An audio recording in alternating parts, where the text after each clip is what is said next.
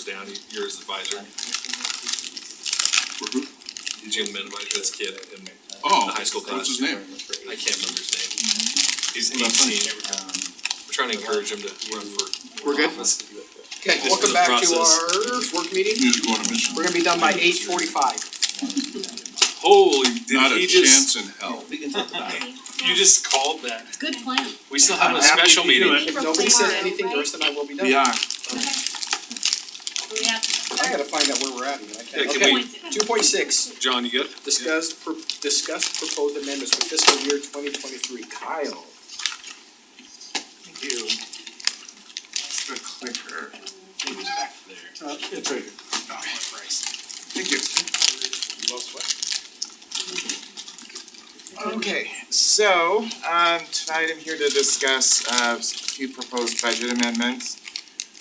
To give you some background, normally I would be doing budget amendments quarterly, just due to the lateness of the financial statements this year. This involves 2 quarters of budget amendments, that's why there seems like there's a lot. I had mentioned in the packet that we were still waiting for some numbers, particularly vehicle purchases. We've had a couple other significant items come up. On the packet I gave you, this is all the detail. We're not gonna go through every single line item. We're gonna discuss things in groups on the presentation. Anything in red changed from what was in the packet, just to give you an idea on that. So how I usually like to, do these presentations is I try to group the amendments into different areas, and go through why those amendments are needed. So we'll do it by fund, so the first is of course the general fund, our largest fund, but it has the most amendments being proposed. So the first one is increasing our our budgeted sales tax revenue due to a transfer we need to do to the Harriman North CDA or CRA. The reason for this is we entered into a settlement agreement in 2019 with some owners in the Auto Mall area to do for land purchase, so we could complete that project. Part of that agreement is they will be getting paid a certain portion of sales tax revenue generated on that land. And so this is to transfer that to the CRA so we can make those payments for that settlement agreement. The next one, we have received a few grant reimbursements. Those grants weren't in the budget, so typically what we'll do is credit the expense side where those funds were paid out of, so that line item is made whole by the grant money. The lease proceeds one, this deals with one of the major adjustments, dealing with vehicles. We'll talk a little bit more in detail as we go down the list. In terms of lease proceeds, we have in the budget to purchase 2 dump trucks with lease proceeds.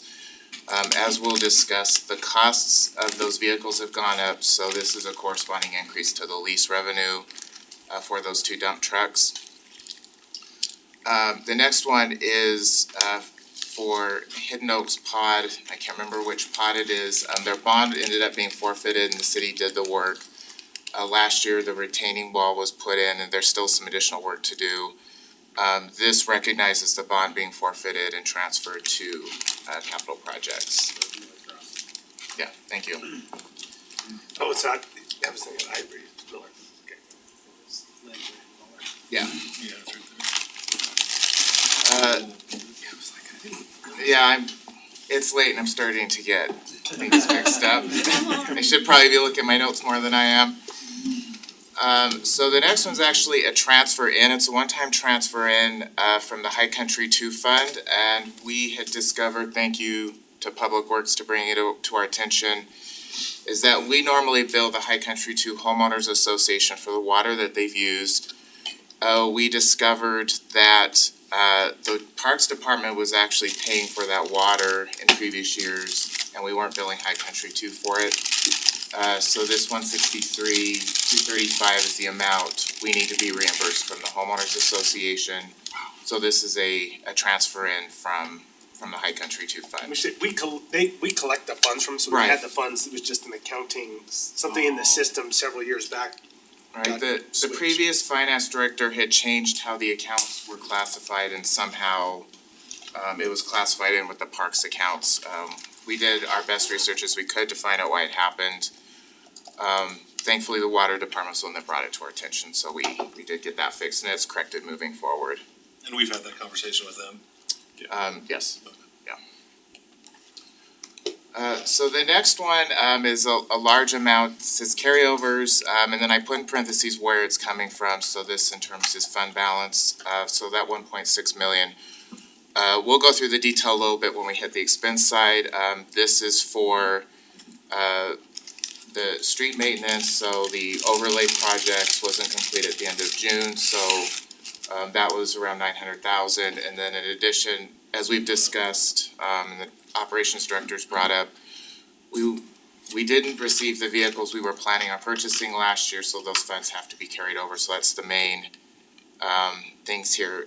What I also did with the vehicle in prices is I split out what we had budgeted last year, so that's in the carryover amount.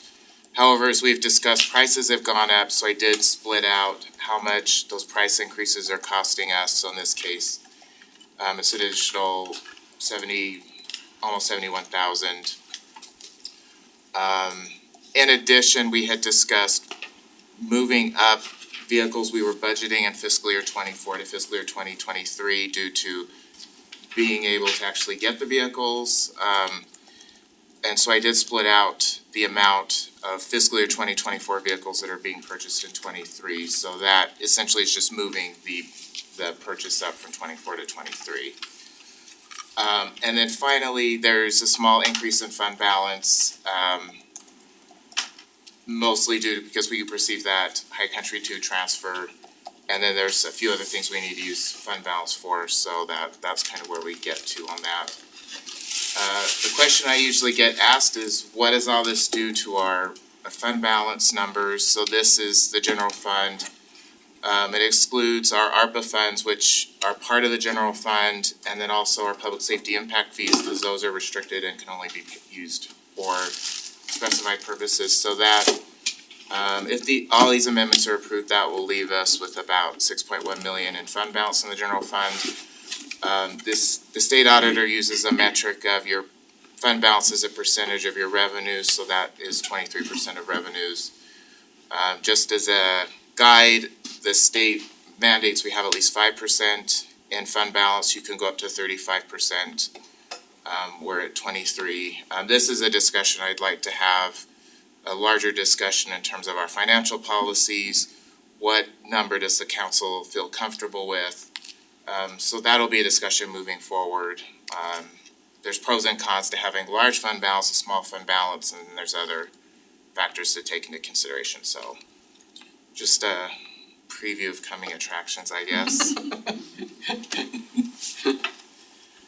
So taking a flip from where the money's coming from to where the money's going, as I mentioned, we had that grant reimbursement revenue, so this is just a direct offset of that. The next one is, we did purchase sound equipment. We did look at the events budget, and Wendy worked with that department to determine how much we could cover through reducing other line items. After that reduction, we would still need to increase the budget 30,000 to cover that purchase we made. As I mentioned, that crack seal carryover was about 935,000. Carryovers of vehicles we didn't purchase last year is about 679,000. And I did split out with those vehicles we've ordered from last year and this year. The prices as an aggregate have gone up about 119,000. Some of that's covered by the lease revenue, but of course not the whole amount. And then we've got those vehicles that were budgeted for next fiscal year in 24. We're purchasing them now. The cost on that. Once again, that settlement agreement with those property owners, so that's getting transferred out to the CRA fund. This next one probably needs a little explanation. So when the police department was allocating out their vehicles, they moved one of their allocations from police to animal control to purchase an animal control vehicle instead of a police vehicle. Those two have different funding sources. The police is primarily funded through the safety enforcement area. Animal services is funded by the general fund. So when we made that switch, it became now a general fund liability to fund that vehicle versus the safety enforcement area. So that's what that 99.5 is, and then also there was an increase in cost for the community services vehicle, around, I believe it was 18,000. And then as we mentioned on the revenue side, we had that bond forfeiture, so this is transferring it to capital projects, so it can be restricted out. I've detailed out those amendments. One I do want to discuss because it doesn't really it has a net zero effect, but it is fairly important. When we created the fire safety area, as you probably remember, we ended up having to increase our general tax mill levy to fund that until we could set the tax rate in August. Things were going great, but what the county does, because that tax is on a calendar basis, or we're on a fiscal basis, they make estimated tax distributions to us from January till our rate's set. So they were paying us at our higher rate, and we were allocating it back to the fire safety area and then the general fund. In September, what they did was they went and recalculated what we should have gotten based off of the rate we adopted. As you know, the general, we reduced the rate. In the fire safety area, we increased the rate. So we ended up with a negative amount in our general because we had such a lower rate. And then the fire safety area got a lot more money because they had a tax rate set. So what we do have to do is the fire safety area needs to reimburse the general fund to make things whole, because we're on a fiscal year. I can't touch January through June's tax revenue we've recognized, so it has to be done through a budget amendment. Are we gonna do that in the next meeting? Yes, yeah. It's already reflected in the financial statements. If you look at the report, you'll notice the amount we've received in property tax is very low compared to the budget. And it is due to that reason, so we just need to adjust the budget and transfer it out. So we were transferring over thinking we need to do that, but the county went ahead and did it Yeah. for us through their allocations. And all of these rest I have already talked about, so I won't go into more detail. So next is the public safety fund, and as you know, we do consider that part of a general fund, but we actually separate it out, especially where we have the safety enforcement area and other funding sources, to make sure they're separated out so we can track them. One thing we've done, this was in the council packet, is city manager, I, and the police department have really been taking a hard look at their budgets, analyzing the revenue projections that we have made and just making sure everything was correct. We'd also heard the police department had made recommendations to the previous finance director for the budget, and those didn't necessarily get put in the budget. So as you'll notice, the first part looks good, so our revenue adjustments for police and animal services actually go up. Just as a point of reference, the majority of the police department's revenue is actually from the safety enforcement area. Of course, they do receive some grants and they do charge for services. The police revenue adjustment in particular is mainly due to renegotiating the SRO contracts with the schools. We do have a grant adjustment where we looked at how much they've been receiving in their various grants. We are recommending lowering that budget amount. The next line item, so this increased transfer from HCSCA from the safety enforcement area, we'll get to that a little bit more on the expense side. But looking at some things in the police department's budget, one thing in particular was left out, and then the vehicle purchases, and then advancing the 24 vehicles to 23 leads to an additional amount being needed from the safety enforcement area. And that transfer from the general fund, increasing that, does deal with that vehicle I'd mentioned that police had slotted for the police department is being moved to animal services, and now the general fund needs to pay for that vehicle now. And then a small amount from fund balance, so this is the vehicles we had budgeted in 22, the remaining amount, so moving that over. So moving to the expense side where the increase would go, So one of the bigger things is, as you know, as you approved, I believe it's the last council meeting, the police department has a TASER contract that thankfully has now been extended for a number of years. It actually saved the money in the long run. However, it was completely left out of the 23 budget. Included in 24. Yes, yes.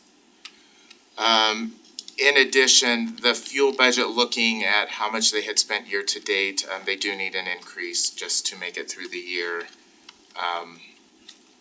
with where fuel prices are. Yeah. They did receive a bulletproof vest grant, so this would be reimbursing that for that, so that's a zero, net effect. Dispatch increase, so there was a settlement with VEC and we have to pay our portion of that, so it is a one-time cost. We had just elected to pay it up front, just get it over with versus spreading it over multiple years.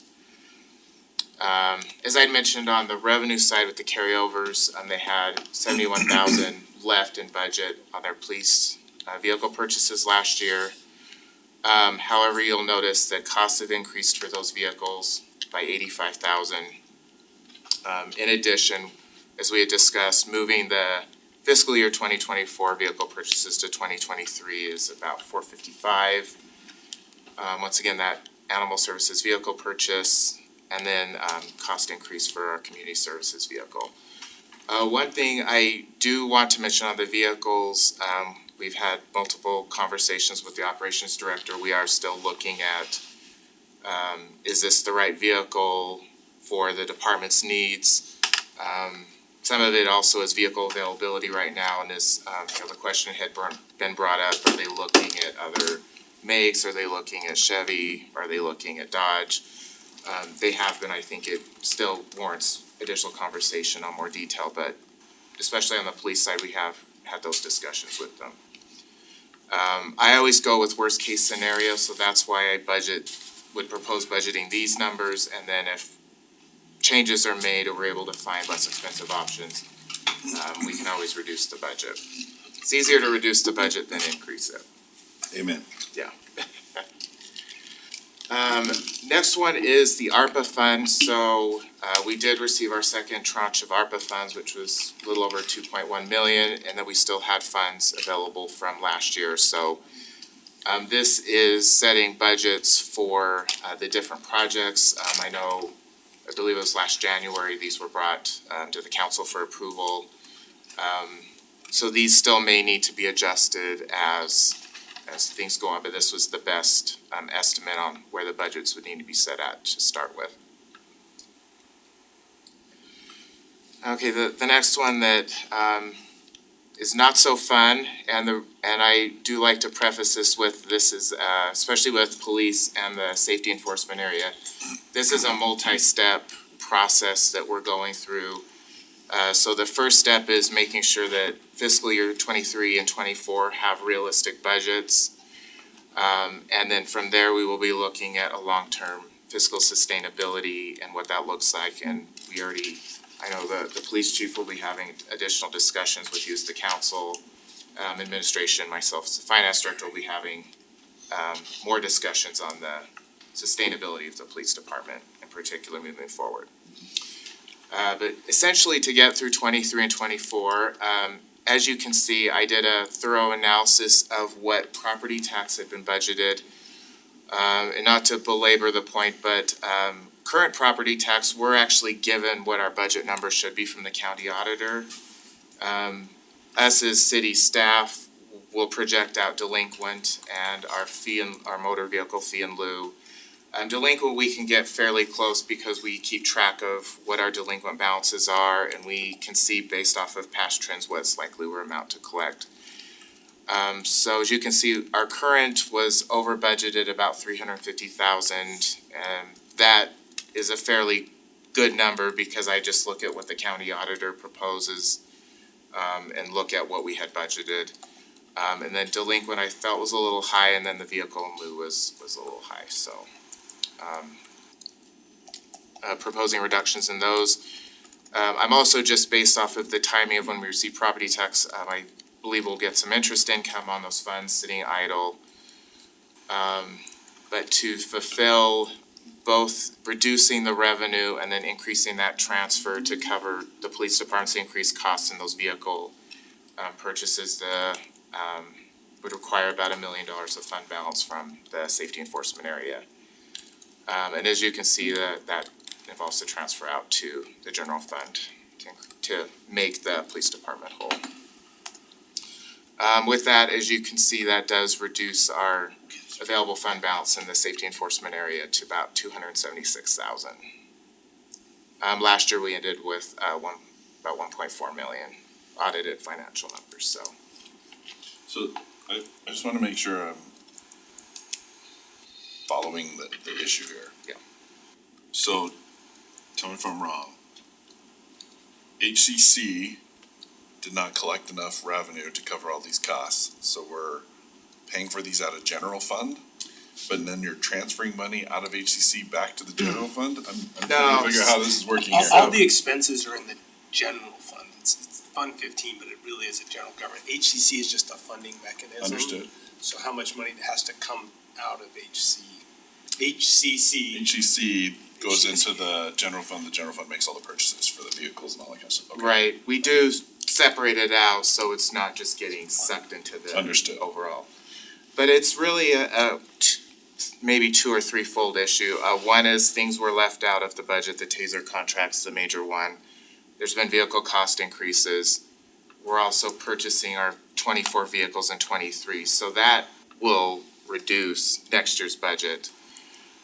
But really, it does come down to we've over projected revenues, we forgot the TASER contract, and then there's the vehicle purchases are the main things on that. One of the other challenges with vehicle purchases is actually getting them, so Yeah. when we talked about council last time, when they said it'd be available, I think they told us this next go around, the allocations our city might qualify for is minimal, but, they run them on different makes, right? So the F-150s, we don't have an allocation, no, Super Duties we do. Luckily, we don't order Super Duties as often as we order F-150s. F-150s is the main staple of the police department fleet. And so, we're actually seeing some better signs of improved, For the 250s or 350s.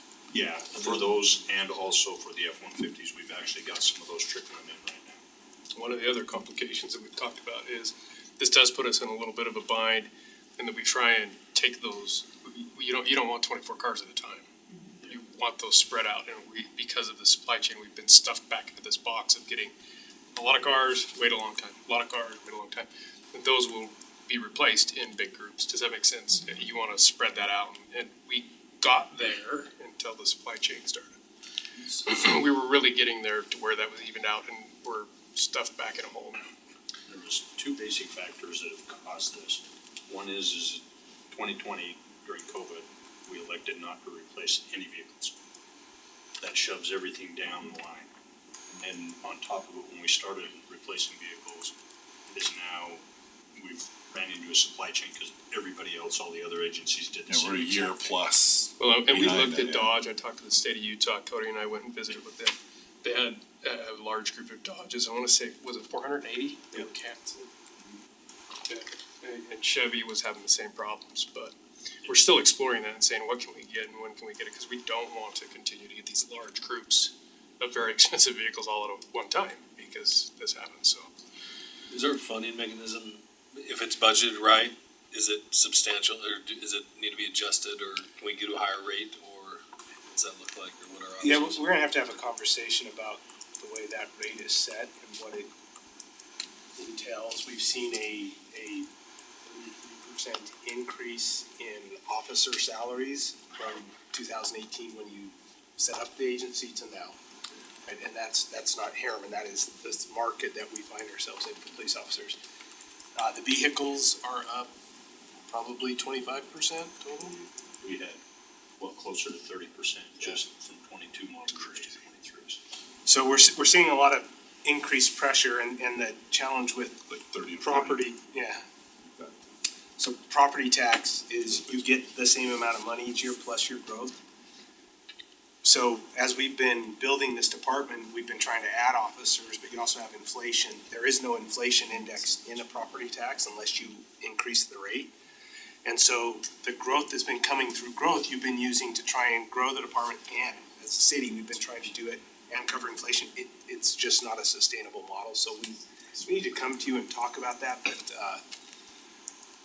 this is as Yeah, Kyle said, it's a it's multiple a steps. We need to multi- figure yeah. out exactly where we're at. It's Because I a think- level of service discussion, you know, just be very transparent and give you what the options are. And just what actually a long-term projection looks like, so. I always love that, because those are always just like choices from so many wonderful Yeah. decisions you can choose from. Yeah. I mean, Yeah. they're all such good news. Well, and inflation is just, Yeah. you know, it's not, like you said, it's not very impactful, so. That's something the Friends of Harriman would take. Yeah, exactly. Go volunteer. Rename it. Chief needs a new truck. So a little better, try to brighten things up. So in the fire service area, there were a couple things that were left out of the budget. One is just building grounds and maintenance. We had this in the previous fiscal year, it hadn't been carried over for $35,000, and then we didn't have any professional fees budgeted for the replacement of Station 103. So this adds the funds back in. You'll notice the 556,328, so that's that property tax issue where the fire safety fund got an additional amount of money that just needs to be transferred back to the general fund to make the general fund whole. And then a small drop in the fund balance to cover those professional fees and then the ground supply, so that still will leave an estimated fund balance at the end of the year in the fund of about 2.7 million, so. That one's at least going up. And this does have the fire impact fee taken out on that fund balance number, so. All of that's going up until you realize what we have. Well, we yeah, still have to yeah, pay for. no. We have to build Station 103. I'm Saving a trying, down payment. right, I'm trying to give you some positive after the last slide.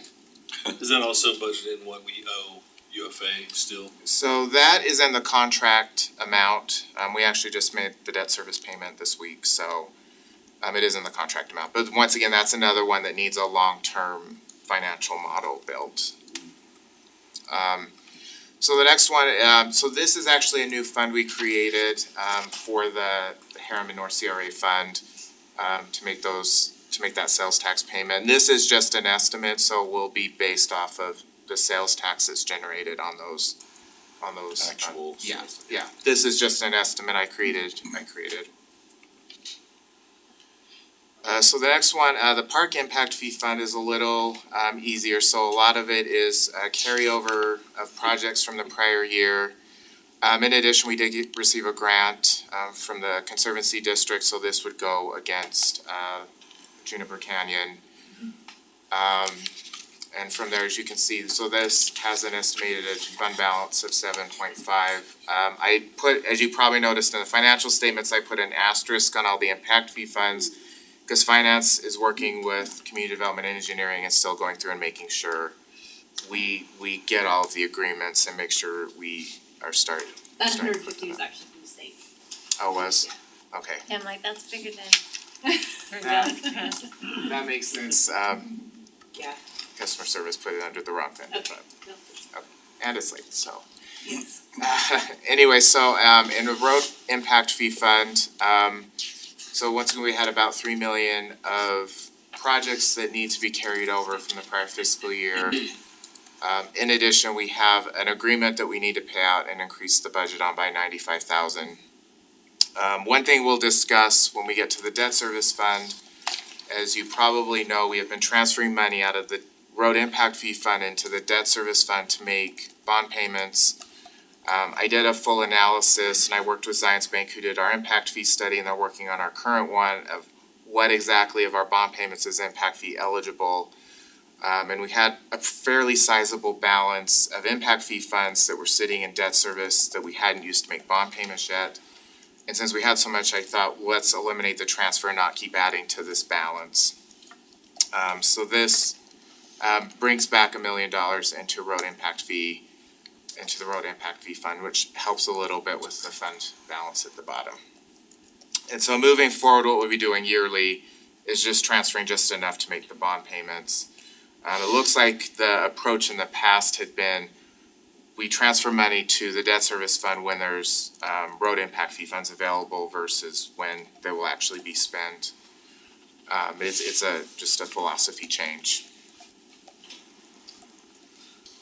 So with the storm drain impact fee fund, we do have a reimbursement agreement that needs to be budgeted, so this will be coming out of fund balance on that one. So general capital projects, I'm hoping I can condense this down a little bit because it seems like there's a lot of items on there.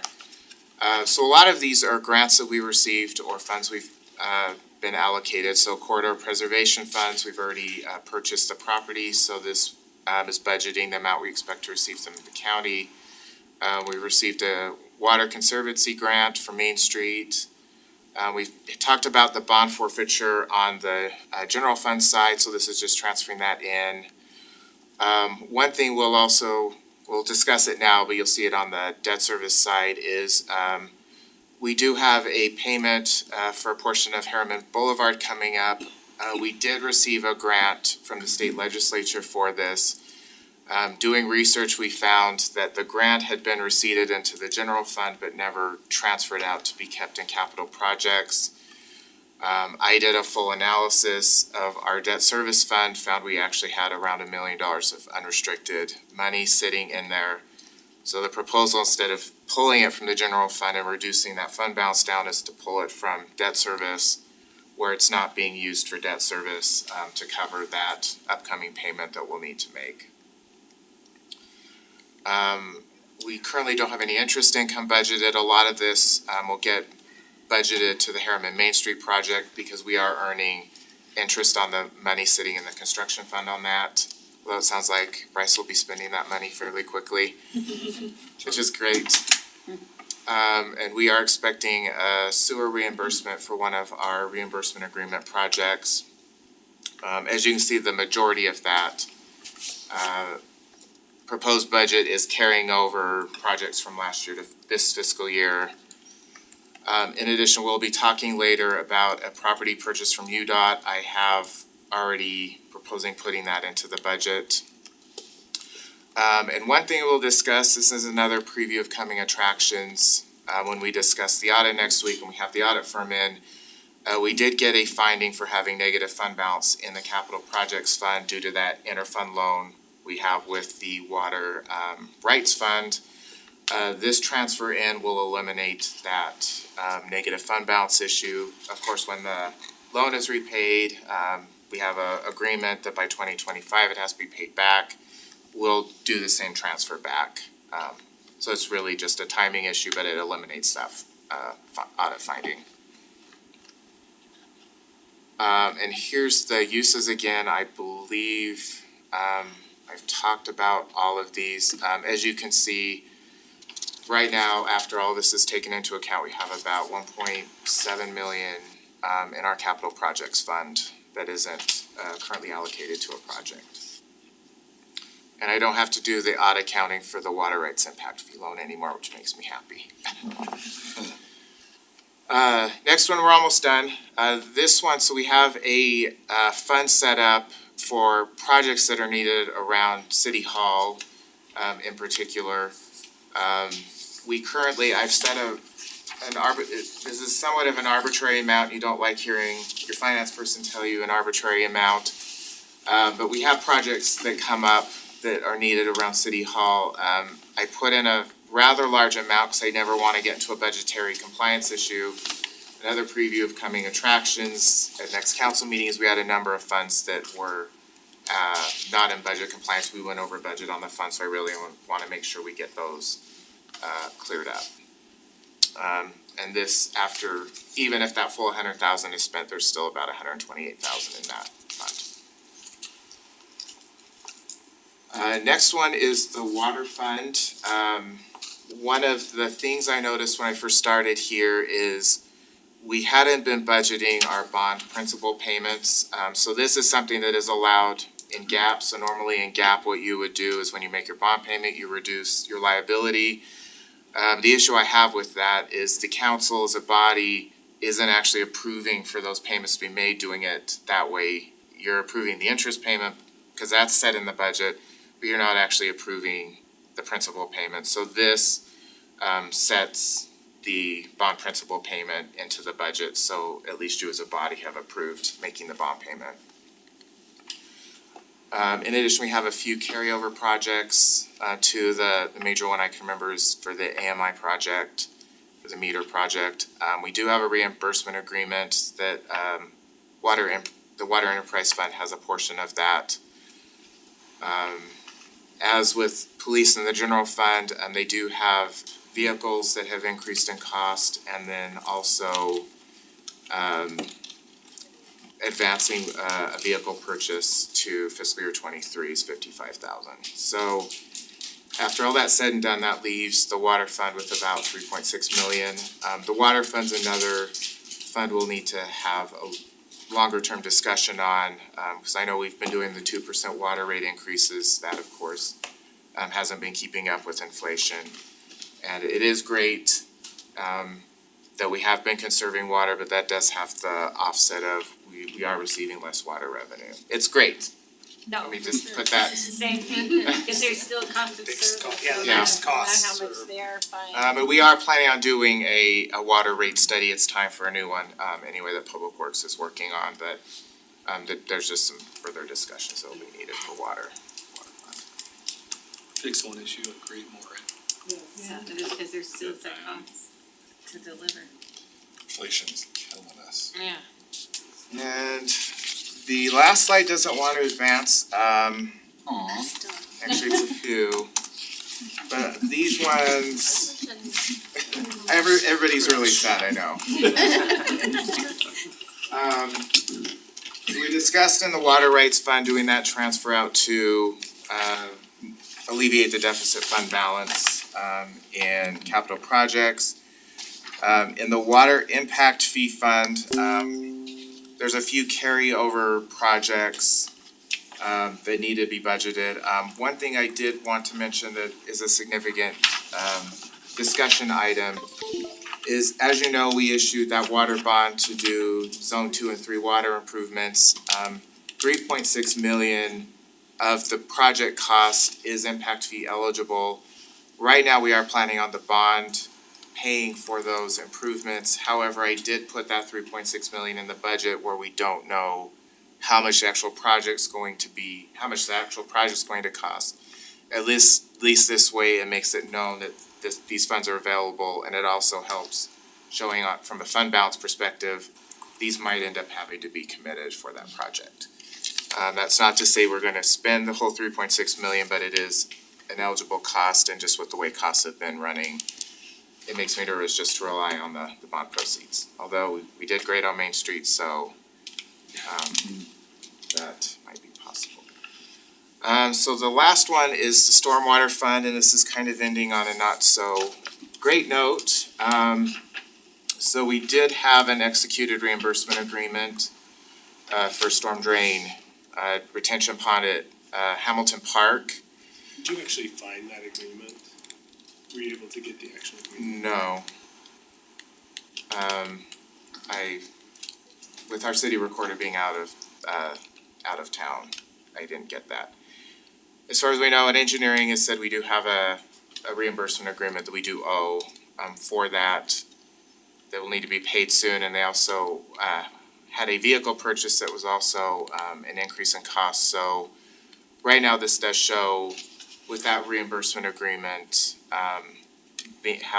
having a negative fund balance. So this is another fund that will need some discussion. So we think that agreement's from 2019, something like that? 18 or 19. 18 or 19. I was hoping the agreement would give us like a payment schedule, but this was prior to these coming to council, so there aren't any council minutes that I can find. I think it was just an agreement signed. And Love with those that, Turning over those stones, man. He's been busy doing it. Well, I heard you found $2 million that we get to keep in the, general fund. So, Plus the savings on Main Street, we're yeah, going Yeah. great. Problem solved. doing good work so far. A lot of water and stuff. Although you are uncovering expenses that we didn't know we had all over the place too. That's exciting. It is exciting. I love What's finding coming up next? expenses that we didn't know we had. Oof. And I'm sorry to Monty that has to follow me.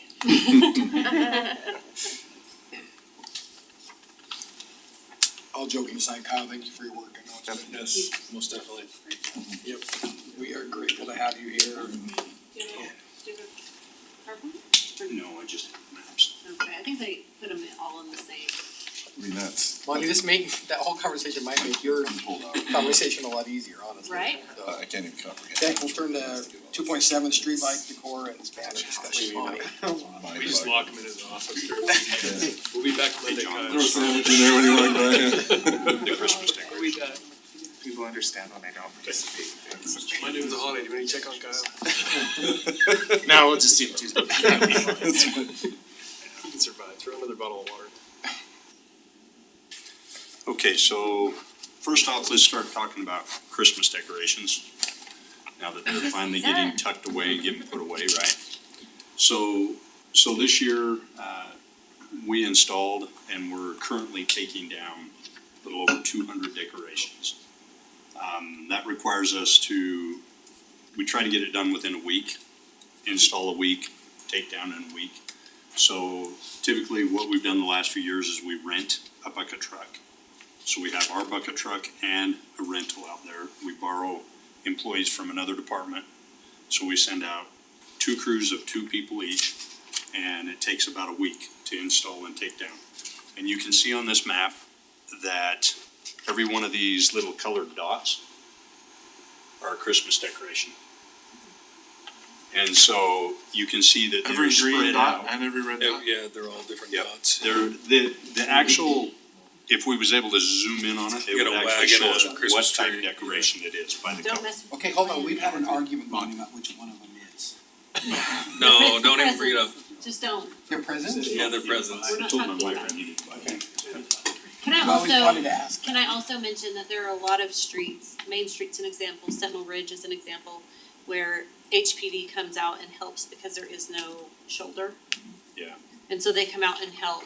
For man hours. Yeah, And so They've almost been hit a few times. I should have had you send me costs on that. So the estimated costs of just our folks, not HPD, helping us out. I know community service was a big help this year also. The estimated cost of what that cost us, of course, we're still in the operations of taking them down. But the rental of the bucket truck for both weeks, $2,250. Fuel for both trucks for a week each is estimated around $800. And labor, that includes the payroll burden benefits on the employees too. And it was just under 14,000. So total on our side is just under $17,000 to hang and take down Christmas decorations. That doesn't That's not include the electricity or decorations. Yeah. decorations. Right. Now, most of our decorations are LEDs, so electricity isn't as high as you would think. But one thing that we started looking at and talking about this year is, do we want to continue doing it the way we've done it? And that is spread out over the whole city with decorations?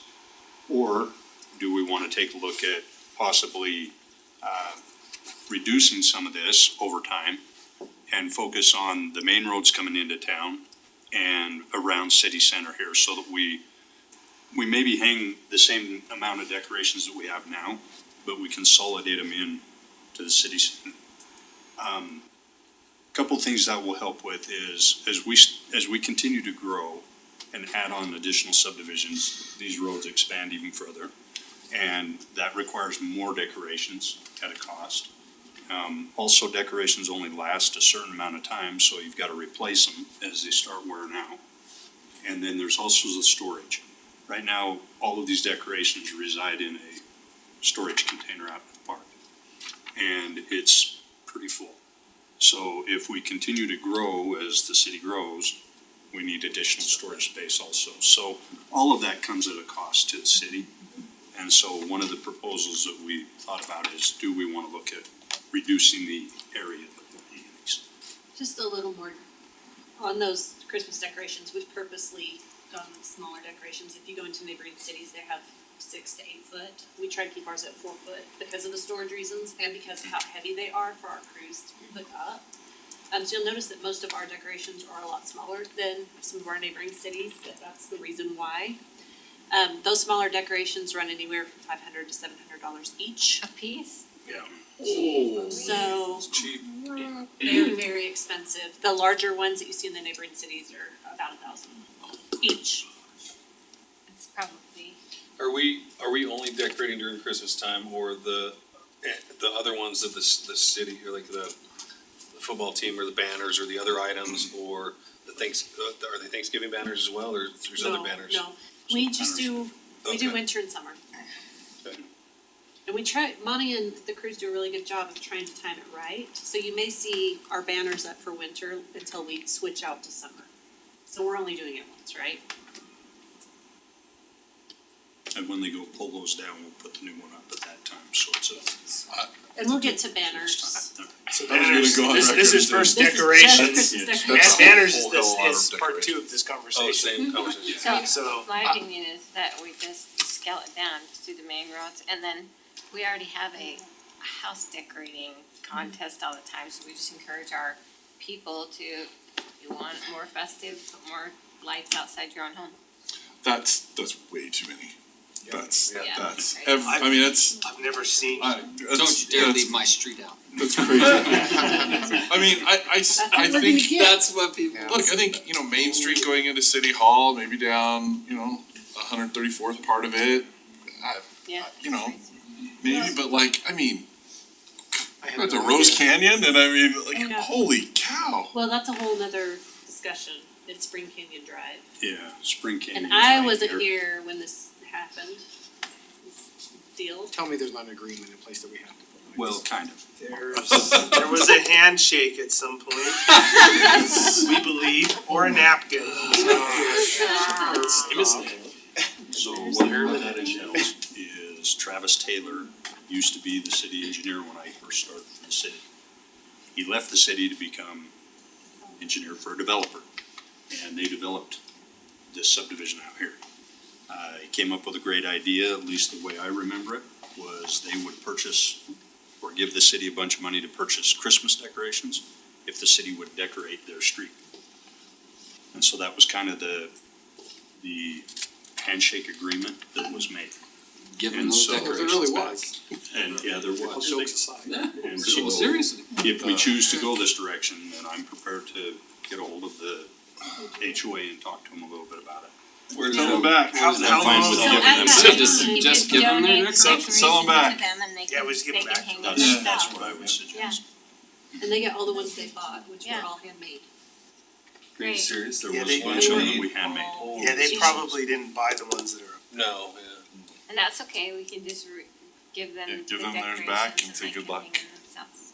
We could even double it and give them some of ours. Yeah, exactly. And they do, That's storage. they do a really good job of decorating That's- that street. that's They way do a more nice job of yeah. lighting it up. Not as good as Soul America. But what everybody's saying, like where I grew up in Price, small town, but we literally just did Main Street. That was it. It was just 5 blocks of Main Street. That's, if you wanted to see the lights of the city, you drove down to Main Street. Like this is, I had no idea. I guess I didn't drive around and pay attention. This is, I'm I asked you- flabbergasted. this is, Yeah, she said, hey, Yeah. drive around. I did drive around and I saw them I'm like, there's a lot of decorations, this is. Well, it seemed like in years past, it I used to be didn't realize all of every it. light, now it's every other, I every know. third, or, I thought you yeah. could say go around with. So that's what I thought.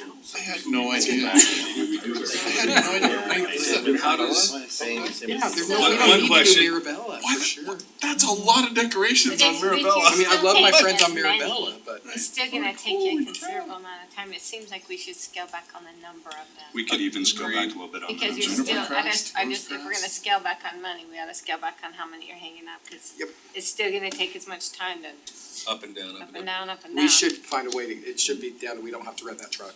Yeah, agreed. Well, but that's not a huge expense, only Don't you have a truck with a 2250. I mean, But- really, Then there's another two, then a whole nother But if you crew. did it in 2 days instead of a week long, I think the cost. But I don't think you would need to, I don't think you need two crews each running a week long. No, but If you're doing 2 a much days. smaller area. Yeah. I think you can just do. So you're okay with us looking at this and bringing back a consolidated plan? Yes. That's what we'll do. And then we have replacements already saved. Ready to go down the years. We don't have to spend any more for new decorations. Okay, now let's talk about banners. So banners started, as far as I could find records, back to 2010 is when the city decided to do a banner program. All of these lights that you see green and most all of the red ones are available for people to hang banners on with the current program that we have. We get quite a few individuals that request those, mostly the schools, drill teams, things like that with school. The Warriors have requested to hang banners again. RSL hangs them. So we have quite a few number of people that hang them. They take a considerable amount of staff hours to hang and take down. And we've also ran into problems over the years of when we do hang them, all of a sudden we get the person that wanted them hung calls us back and says, hey, they're not in the order or the placement that we wanted. So we go out and we fix it. Just recently, the guys were out pulling down the RSL and they started pulling down the drill team by accident. We called them, they rehung the one. The lady that was over it called us up and said, you hung the one upside down. And I guess the gal on it's doing the Is upside splits. down. They thought it was right side, but it goes this way. So, Oh my so god. we had to go out and fix that. That's Put words on it, put words on it, then we can figure out up and down. Couple of issues that we run into quite a bit. The high school, which In 3 These years, up my here. head is just exploding. they like to have their banners hung up all the time. The problem is banners get Blown away. weathered by the wind and everything else, and we have problems with them. The other high school down on Sentinel Ridge, they've now started wanting to hang banners up at a regular time. We get multiple groups that want to hang them on the banners at the same time that they have them, so there's a little conflict there. Typically, is what we've done is we give them up to 3 months, and then we want to have a change out. The other thing that we have quite a bit with them is a lot of the high schools and that want us to waive the fees. So right now, there's a $50 application fee, and that's for us to process and get it approved. And then there's a $22.50 charge per banner that we hang. Does that helps include us- printing? What's that? Do we print the banners or they? No, Okay. they supply the banners. That $22.50 is basically trying to help us cover some of the costs of the bucket truck, the fuel, and the man hours. Has it been that same rate since 2010? And it's been that same rate since two How much thousand does ten. it cost us per banner to hang the banner? I'd have to time them. They're out there hanging them. What would you Typically, guess? we get them in about 30 to 50 banners at a time. And as long as they're in a straight row, we're able to do them fairly efficiently. I would days say it is? we're probably within $5-10 a banner of breaking even on those. So if we bumped it up This is to the 30. $30, $30. Yeah. And The make problem, them pay. the biggest problem with it is they always come at a time when we're focusing on replacing streetlights that have been hit. Just to kind of give you a quick idea of that, just since December 12th, we've lost 13 streetlights, 2-meter cabinets, and a school crossing from people Crashes running and- into them. The bad thing is the rate that people are hitting and run, so we don't get reimbursed from their insurance company, is increasing all the time. One of those meter cabinets was a hit and run. A meter cabinet, we're probably looking about 15 grand to replace. we have like video, we don't have any way to find these people. Until we get broadband, maybe. Yeah, let me put cameras up on all those banners. Can we put the snow, We know it was a black truck, Based on paint. so. I'm wondering why it was all green. Recognize that green. And probably one of the biggest things that I've been concerned about over the years of the banner program is if we take and allow say a nonprofit group to hang banners. And we approve them and they look good and everything's fine. And then another banner, nonprofit comes in that doesn't have the same views as the city and wants to hang something up that's kind of against our thoughts. So we're we working have on to allow. that through a fee waiver policy, Nathan and Yeah. Kyle and Todd and I have been walking through that. I think honestly, we should not be putting up banners for private groups, just because then if you do it for one, you have to do it for everyone. Yeah, I remember, this is a different discussion, but when we were talking about having people be able to paint the electrical boxes, that was a big issue too. It was like, well, they can paint whatever they want, it's freedom of speech, so. And those are, if you hire somebody to paint them or commission them, then you control what they're Right. doing, and that's something. If it's a city banner or a group, I have less concerns with doing things with the schools because they're another governmental entity. But when we first started reading through this, anybody could come up, I wanna hang a banner and here's the fee, that causes me a lot of concern. Yeah. It's like the city Unless that you're can post just a flag. open to do whatever. Yeah, Boston lost the case at the Supreme Court. I mean, you're essentially, it's the same thing. You're creating a public forum here. You just have to, freedom of speech to put it out. Is it currently public right now, I think that's the way it's written. written? Well, So it's How not would- just It's schools? I mean, could we sometimes cover it cleared like- from the code. Oh, that's cool. So I have a copy of the ordinance when it was originally put into place, as long as I don't lose that folder. When we went to research during this to make sure I didn't quote you any things that may have been updated in the code, we found that they have records of this one being signed. They don't have records of it, and when the code was being updated, they feel like it got omitted somewhere in there. And we learned where.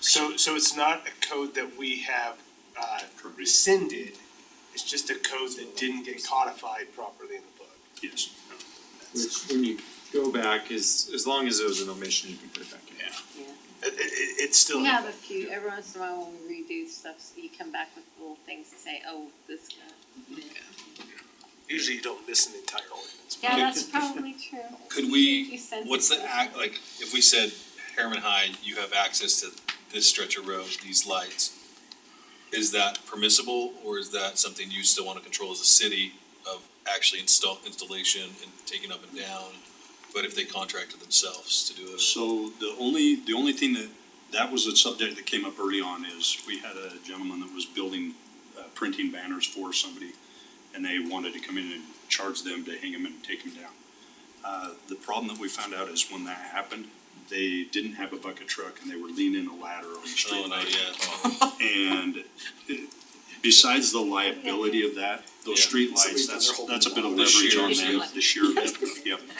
And so I can't even decorate my if we 12-foot did tree. open it up to that, we would wanna make sure that the city was approving the contract and the methods of this. Yeah, they'd have to be qualified or. And then that just opens it up to more. I don't know how to articulate how many problems I have with all of this. So Monty, are you saying schools? We think we're okay with schools? I personally don't have a problem with anything we've done so far, but it does open that door. So even schools then is okay? No, I think the schools, as a You're government saying body, other government, I think so the way why it's do we right now is that any group could come up to you. Yes. Any nonprofit says I want, but nonprofit is a Very it's a broad. broad term. But for profit, we have an opportunity to have a different.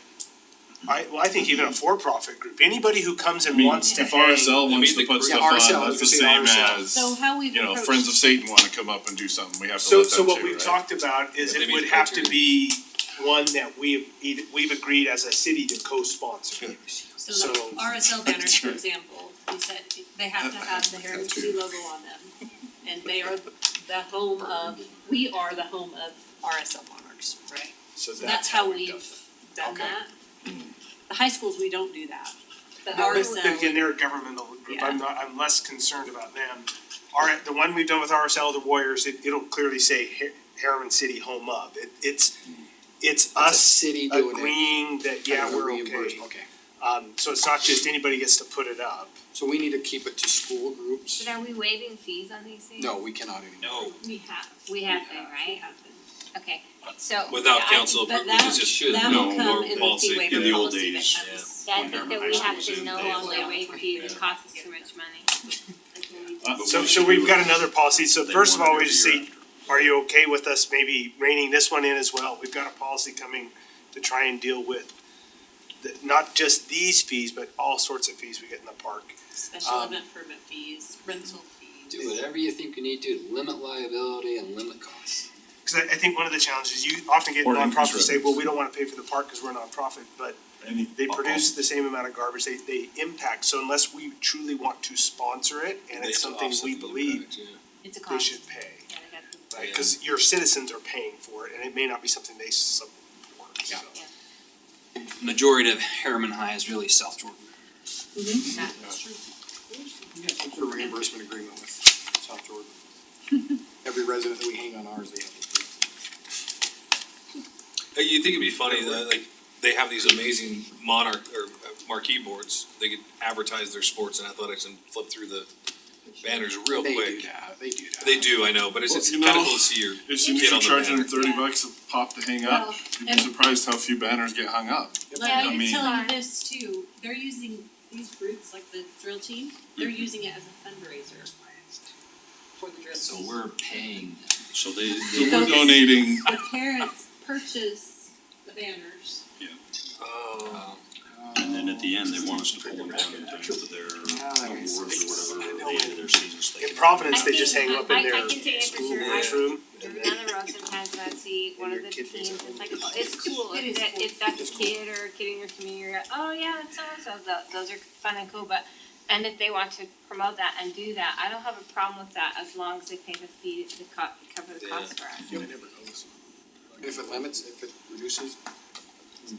We should. We just saw And the those national numbers decision. look really good, they did a really good job of their design. I would say, yeah, I think we're on the right track, but Okay. I think just as a general rule, when we're looking at the inflationary costs across the board for everything else, I don't think we can be in the business of waiving fees on, No, cause these guys have other stuff they should. we be have to doing, could cover be your doing. costs Yeah. for doing that stuff, it's not, That's, it's that's not the main okay. thing that I look at is as we're doing things, it's covering our costs, but it's also the cost of What you're what not other doing. items the guys Yeah. could be Yeah. working on. Yep. Yeah, Right. for sure. We've got lights that have bad undergrounds that we've been fighting, trying to get trenched in for 6 months. Can we go back And even if to you're that? always hanging banners, you never get.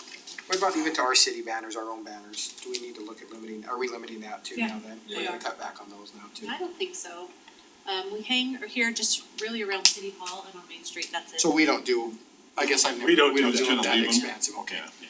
I didn't know if that's what those like, those, No, those are where others can ask them to be hung. I actually it's where think they we have probably the should. little things that stick out. We should That's where narrow that down quite a bit, yeah. And to be truthful about it, the lights that are preferred are not that widespread. The Right now, problem is most of them are the same ones all the time, So- and Main streets in front of the schools. and stuff. Absolutely. I don't know if this will be a problem here, but in other places, after some hurricanes and stuff, a lot of the light manufacturers will come out and tell you that they're not rated to hold banners, so you just, so. especially if you go double banners, so. Yeah, so That I would just checked be with here. Mountain States Northwest Standards, who builds our poles, and he said they're rated for that. But there's a lot that goes into that also. Yeah. Periodically, we get a banner arm that breaks off, and now you got a metal rod that's 22 inches long that flies off the banner out into the street. You get little things like that happen, and if it hits something, it could be bad. Yeah, for sure. Some won't sleep Well, or it some ain't won't. good. So if it's all right, I think we'll just bring back a memo Yep. to you all telling you this is where we're cutting, this is what we're doing. And the other policies will come back for you to adopt, so Yeah, it's supposed to be on the 25th, but it might not happen. it'll be, So maybe February. That's okay, but like. Shouldn't cost us anything, we shouldn't be taking any risk to do it. and you're gonna be here the 8th, February 8th, Yeah, you'll is be it- here February 8th. I don't have a life, Two, yeah. two of you are missing, Steve and Sharon will be gone, so I just wanna make sure we're gonna have a quorum for February. Let me double check. Wait, two are missing? For what? Let's see that. Council meeting on February. They're gonna be in Vegas, mosquitoes. Stop. Let me double check, I don't. Then we can close this one. You wanna pause? Yeah, I mean, that's the first. Yeah. Let's go to Hawaii. Thank you, Lord, you and I. Thank you, Monty. Yes, thank you, Monty, appreciate all your work for real, like it's, Like the legislature. you got a lot on your plate right now, so. Do you want me to hear you say all that? Okay, yep, let's go with motion to, Vehicles are a Motion to full-time temporarily job. recess the city council meeting to convene in closed session for the purpose to discuss pending or reasonable imminent litigation and the purchase, exchange, or lease of real property as provided by Utah Code and state of its two forms. motion by Sherry, Second. second by Teddy. Jared? Yep, Teddy? Yes. Sherry? Yes. And I'll vote yes. just to note, it's 9:30. Not 8:45? What order do you want us in? You want me in here for the other one? Thank you, guys. Yeah, you can send. Thank you, everybody.